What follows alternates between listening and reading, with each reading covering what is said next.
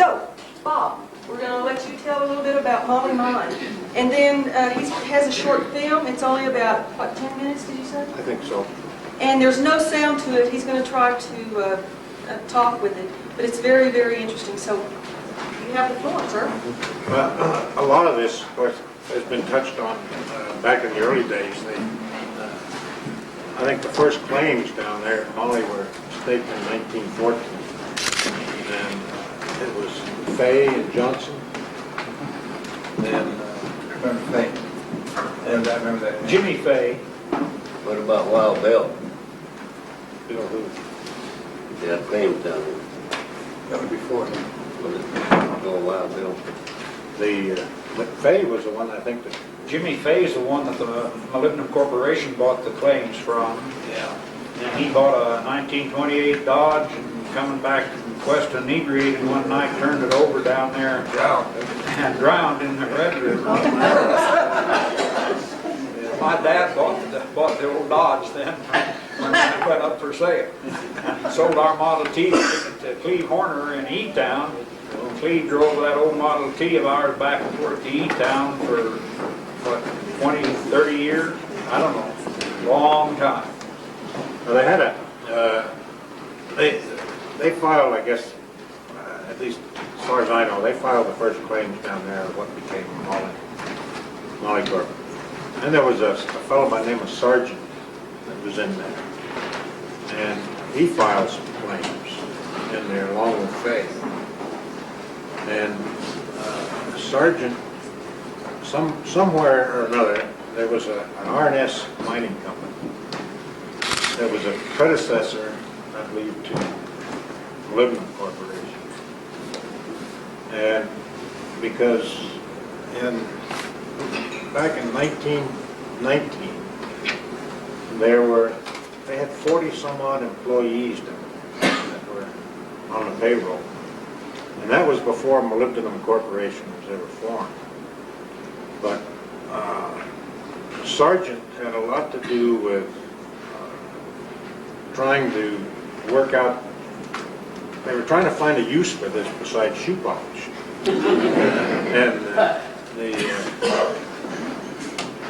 And he was instrumental in hiring a fella by the name of Marx Hirsch. It was a metallurgist back in New York. And to try to get Hirsch to develop some sort of a use for this black stuff that they had. And of course, when you look at it, it looks just like galena, like lead. You see the rock, and Bob or somebody brought a sample right there. And you can rub it, it just rubs off on your hand. And Bob, what year was this? well, Prior to World War I? yeah, started out in 1914. And then, they were working in 1919. And I've got an old time book here that starts out in 1919, but it doesn't have anything, it doesn't tell the name of the mining company. But of course it has, it's employees, and like, Bob says they were, in fact, Bob did better than the mules, they were paying mules 60 cents a day down there. They also used the burros to bring the ore down from the old Highline mine too, They had that string of burros that Marcelino Martinez had. Yeah. Well, then in somewhere around 1919 was when they hired this Marx Hirsch, and they started, trying to put together a mine down there, and were serious about trying to find a use for this moly. They figured there had to be one.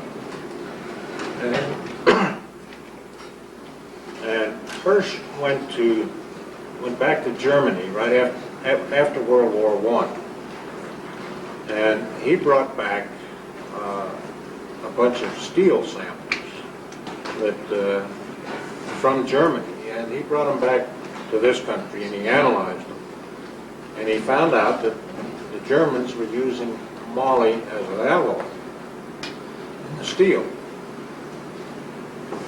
So all of a sudden, you know, they were onto something. So they formed Molybdenum Corporation of America, and that was formed in 1921. And Marx Hirsch and several others that were involved in the company for many, many years were a part of that, you know, the original Molybdenum Corporation. And Mr. Carmen, they brought Mr. Carmen in. Now the story I heard was a little bit different than the one that Bob told, but Carmen had been in mining a little bit. He was down in Mexico when he got run out during the revolution, and came up here. He might not have been down there very long, but he got run out and came up here to this country, and he went to work for Moly Corp. There, I would think they probably said, if you can get this mill running, we'll give you a job, permanent job. But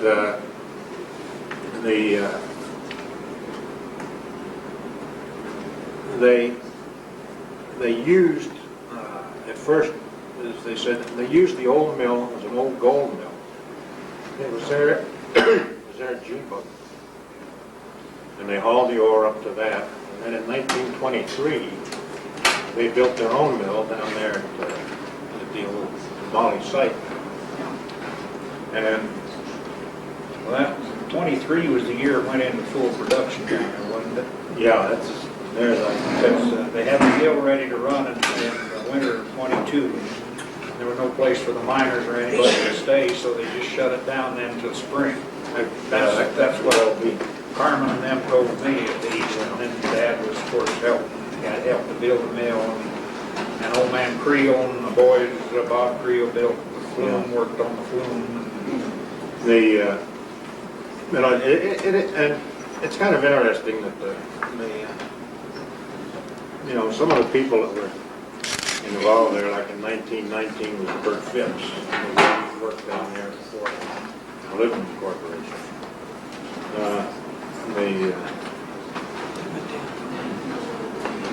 1920 was Walter Janney. And Walter Janney hauled lots of the mine timbers and stuff. did he? Yeah, I cover all of them. Yeah. Walter and Herbert. But, you know, well, there's a guy that made $1 a day, but his name wasn't Bob. His name was Gus. But, you know, and apparently Moly Mine paid pretty good, because some of them were drawing $3.75 a day back That then. was a miner. Yeah. That's what a miner got paid. The guy that ran the drilling machine.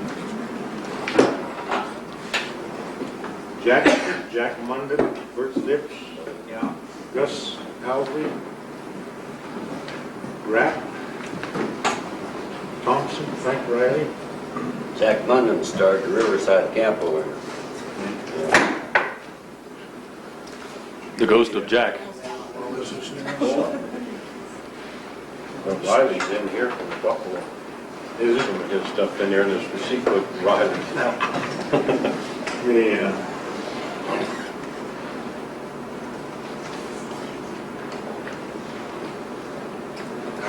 Albert Phipps. I don't know, was he a brother to? That's Bert. Oh, That's Bert, Albert. That's Bert. Yeah, that's Okay. not Bert Phipps. Okay. But, you know, and here, you know, in 1920, why they had a lot of people working. Old Bernhardts that were down there. Bernhardt had the cabin down there in the mouth of the Sulphur Gulch there on a little flat place, yeah, and then he had to claim up Spring Gulch there, going up the mine up the Sulphur Gulch there before you got the blind gulch, what they call Spring Gulch. Bernhardt had several claims in there. Yeah.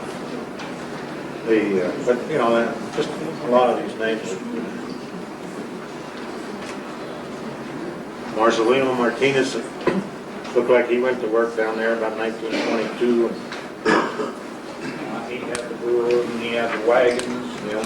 He used to let us kids ride up on the ore wagons to the mine, out to the ore bins up in Sulphur Gulch. And when they brought the wagons down, why, he had some shovels. We had to help shovel it out of the wagon into the ore bin so they could get it down to the mill. And they had, well, you got a picture of it, but anyway, the highway came up over the hill and the ore bin was on the low side. Commissary and office building was there on the left.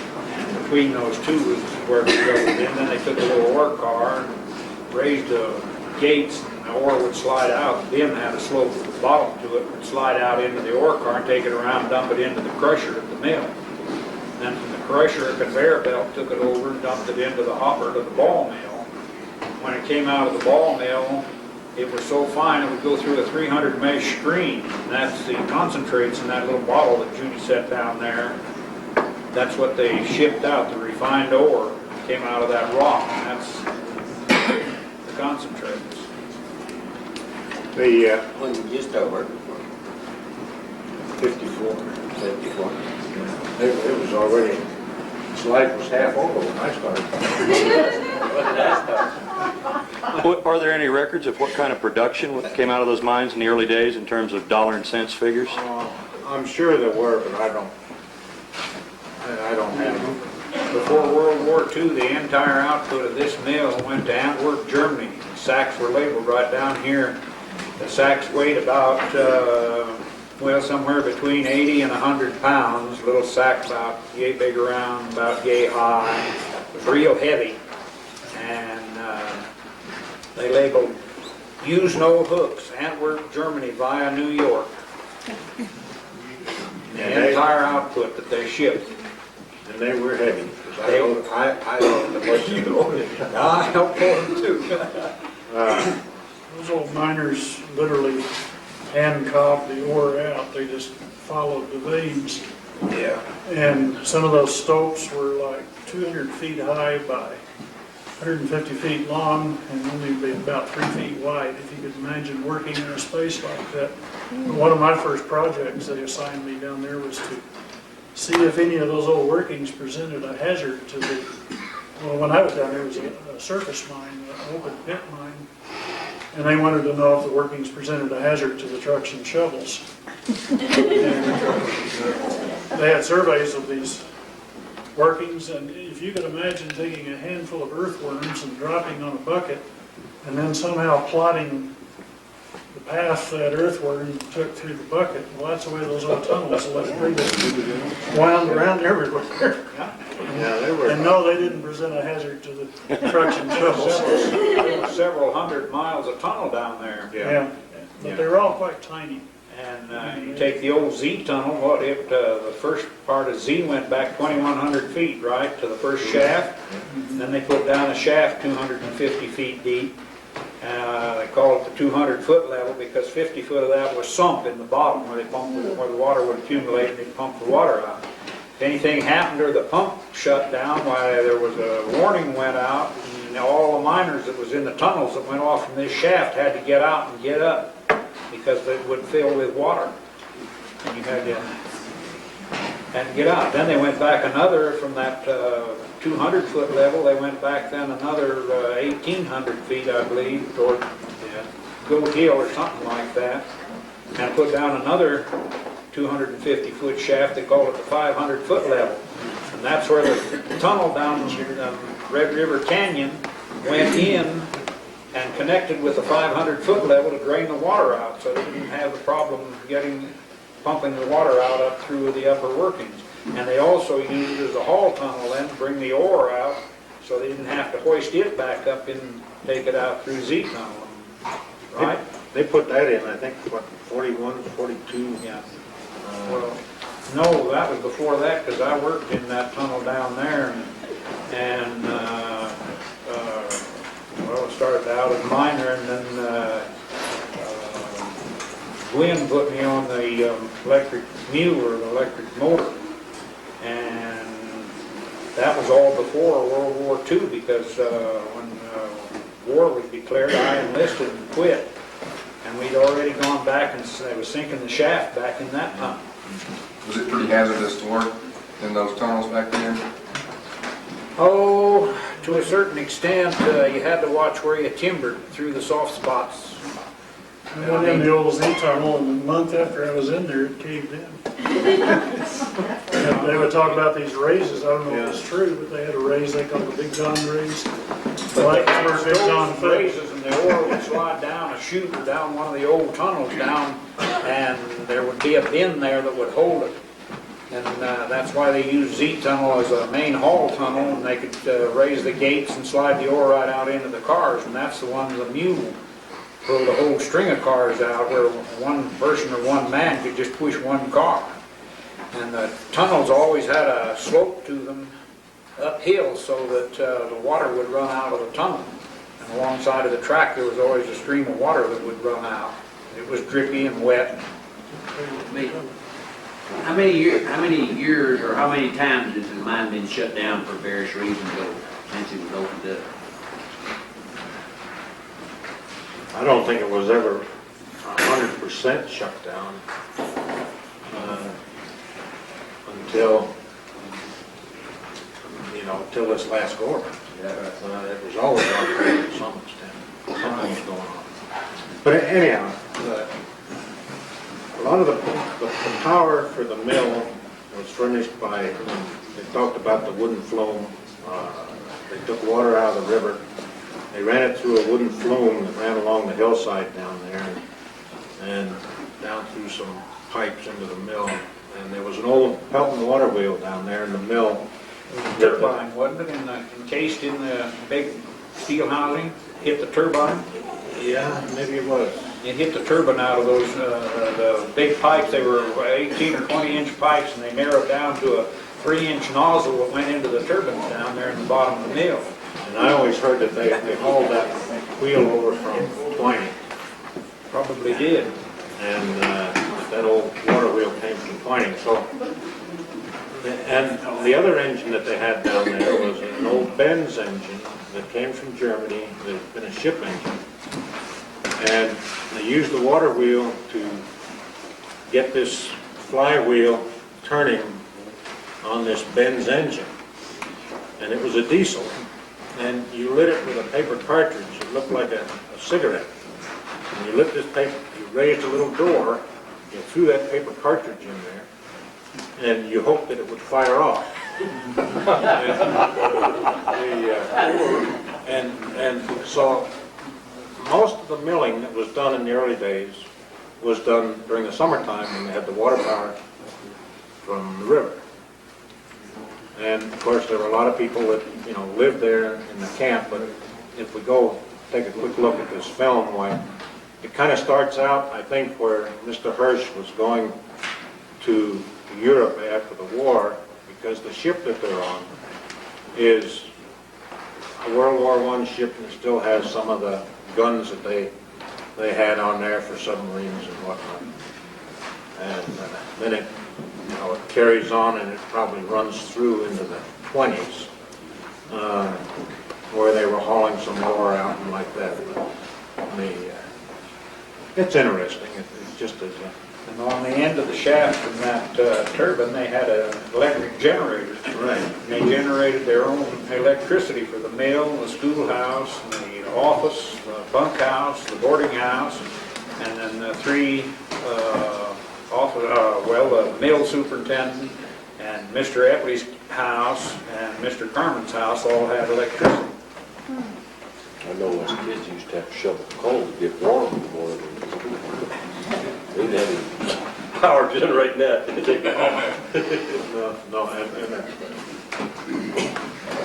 You didn't hardly use the electric clock down there because it was hard to find 60 cycles. But why don't you go ahead and we'll try to explain that thing a little bit. Can we get the neons off here?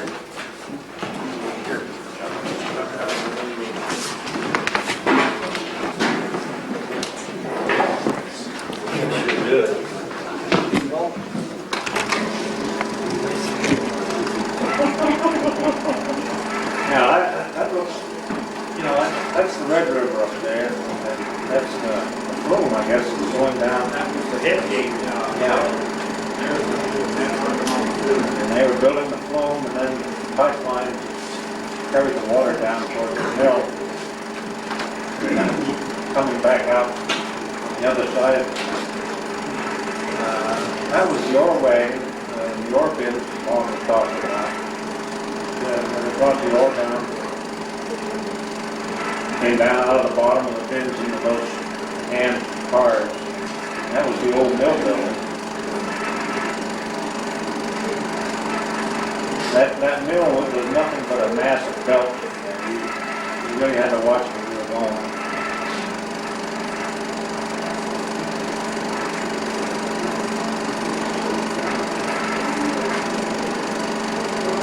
And then that was a ball mill. They had a crusher, but they ground the ore at the ball mill.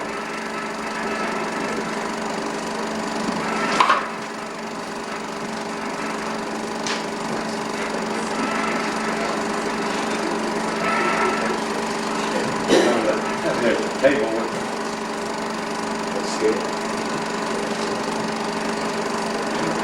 and the old cookhouse. They had a cookhouse there. Yes.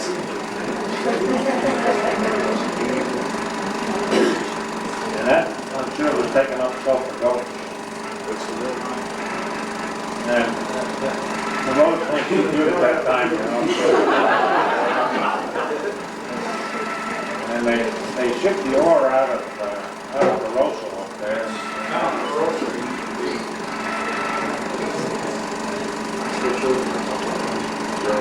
They used to bring their fuel oil in there.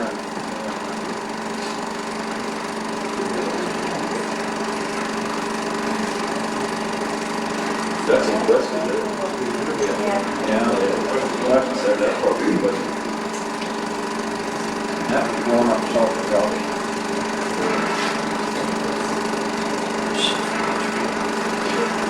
And there's some of the old mine operations that were up there in Sulphur Gulch.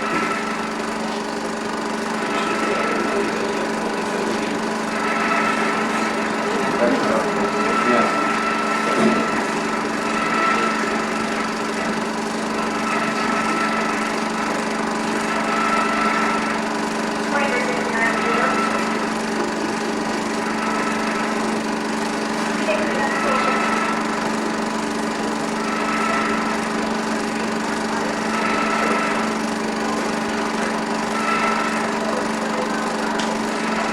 They used to bring the ore down, you know, on burros and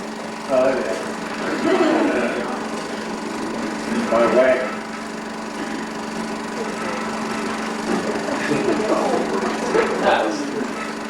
That was probably Mr. Carmen's car there.